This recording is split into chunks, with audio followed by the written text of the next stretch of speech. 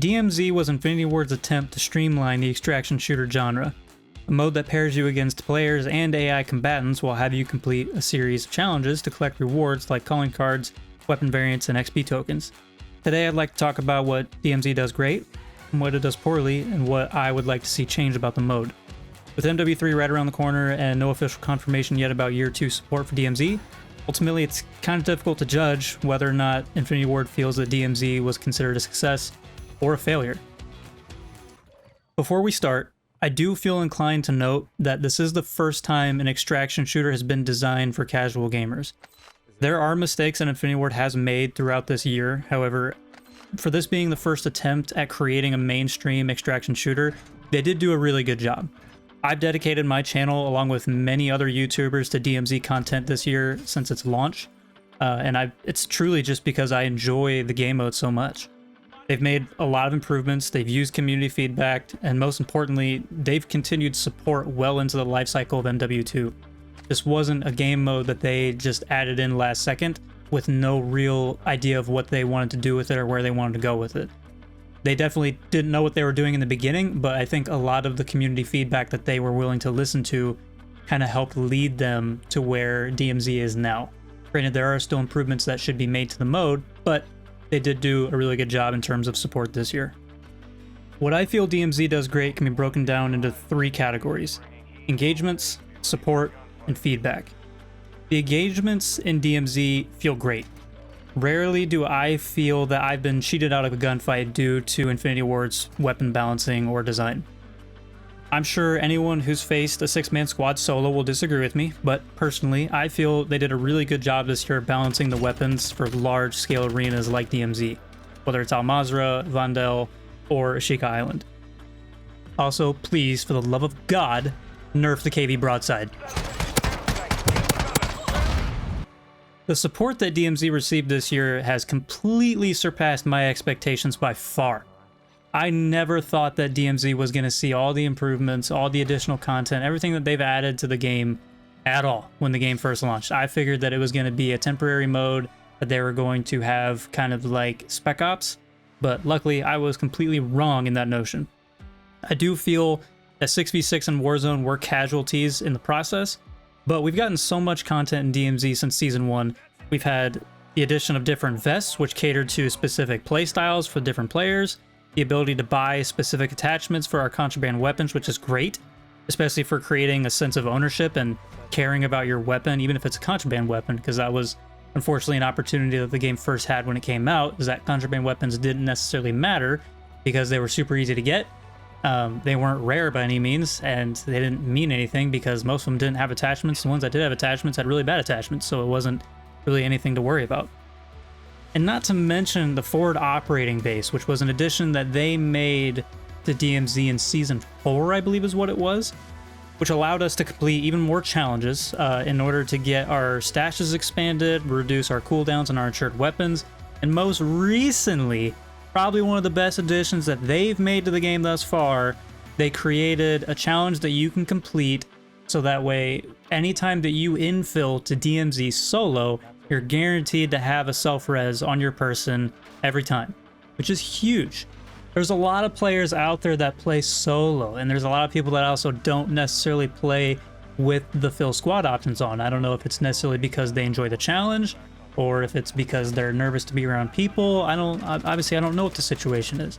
But there are a lot of solo DMZ players out there, and unfortunately a lot of them get murked by 6-man squads, which is just another attribute of the game. So them adding the ability for them to at the very least get a self-res, which I think there should be more than that. I think there should be an additional challenge for them to at the very least be able to get a starting 2 plate, and probably some additional stuff too, like maybe even some kind of a way that they can get like a guaranteed specialized plate once a day or something like that. I don't know.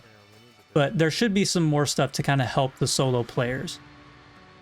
Now, for what I feel DMZ does poorly, unfortunately, there are quite a few things. However, I'm not going to touch on all of them. I feel that there are, at the moment, 2 primary overarching issues with DMZ. One of them is the current wallet system that's in the game, and the second one are 6-man squads. Luckily, I play on US servers. In the US servers, there is not a large amount of issues with pre-made 6-man squads. They do happen on occasion, not nearly as bad as the EU servers though. The EU servers are rampant with Chinese pre-made squads that go into the game in their discords and they steamroll lobbies, and they make the game almost unplayable for hours for certain players. I've seen it myself. It's definitely something that needs to be addressed. I don't necessarily know the best way to address a situation like that, but there has to be something that they can do to try and mitigate that. The wallet system. The current wallet system that is in the game pretty much destroys any sense of risk that is associated with DMZ. Anytime that anybody goes down, they can immediately pull out, I can't remember what the exact amount is, but it's like 55 grand or something like that, and they can get back everything that they need as soon as they infill into the lobby. They just run to a buy station, buy their 3-plate, buy their large backpack, buy their self-res, they're good to go. Maybe it's 75,000, I can't remember. But that's a big issue with the game right now.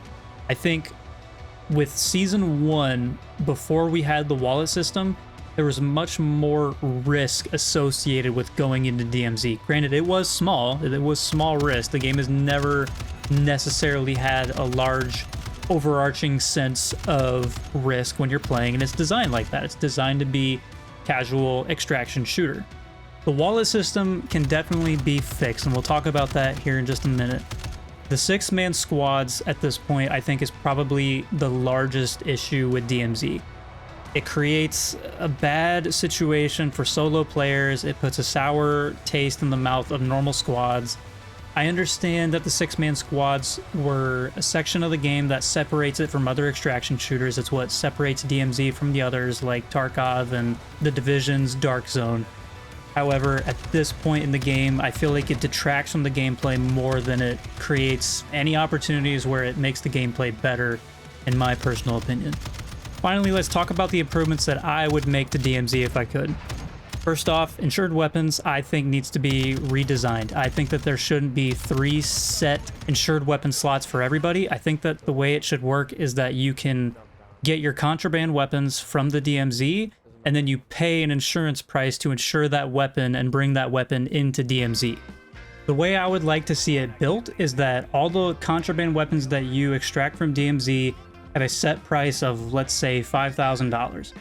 You insure that weapon, you bring it in. Obviously, if you die with it, you'll get the weapon back. Anytime that you die with it, though, the premium is going to go up. It should be doubled. So if you have a Kastov 7.62 and you insure it for 5 grand and you die with it, the next round, if you go to reinsure it, it should be 10 grand to reinsure that weapon. In addition to that, the way the weapons bench works now, where you can add attachments to your contraband weapons, I would keep it just like that. However, for each attachment that you add to your gun, it'll increase the premium of your insured weapon by, I don't know, let's say an additional $1,000. So if you have a base Kastov 7.62, $5,000 to insure it, you go into DMZ, you put all 5 attachments on it, and then you die with it. When you go back out, it should be 20 grand to insure it, because it was 5 grand. It technically went up to 10 grand after you put those 5 attachments on it, but you died with it in your hand, so then it doubles and it goes up to 20 grand. So that will do an amazing job of creating ownership of your contraband weapons, which will kill 2 birds with 1 stone. Contraband will mean something, and it creates a situation where we're actually actively spending the money that we're extracting from DMZ on something that we care about. I also think that they should add a black market outside of DMZ. Kind of similar to the one that Tarkov has, but this one would be specifically designed just for weapons. So let's say that there's a rotating pool of 5 or 6 weapons every day. Maybe there's 2 that has no attachments, 2 that has 2 attachments, and then 2 that has 5 attachments, and they all cost a variety of different funds that will also allow us to spend more of our money outside of the game, so we're not necessarily having to go into the DMZ to find a gun if we don't have anything left in our contraband stash. You can buy your guns, you can go into the DMZ with it. If you bought a gun that has no attachments, you can build your attachments, bring it back out, and then insure it. And the final change that I would make to the game is that I think personal exfils should go from the game altogether, and the way that normal exfils work should change. I don't think that the exfils should actually show up on the map at all. I think the way exfils should work is very similar to how they work now, where they have the bright green plumes of smoke that go up into the air, but there's no indication on the map other than that. With that, I also think that they should increase the time of the lobbies from whatever it is, 25 minutes or 30 minutes, increase it by like maybe like an additional half hour, so it's an hour-long lobby. So that way it gives players time to look through the map and find the extraction sites on the map. So they're rotating every single round, but they're not being shown on the map. So again, it creates a situation where you're going into the DMZ and it increases the risk because you don't know where you're extracting from. Every game is going to be different because you're going to have to be spending some of your time to find the extraction sites so you can get out on time and not lose your new insured weapon. So guys, those are my thoughts on DMZ in its current state. Obviously, like I said, we don't know if MW3 is going to continue support for DMZ. I really hope it does. But with that being said, if you guys enjoyed the video, please consider dropping a like on the video. And as always, thank you guys for watching. I love you guys, and I'll see you in my next video.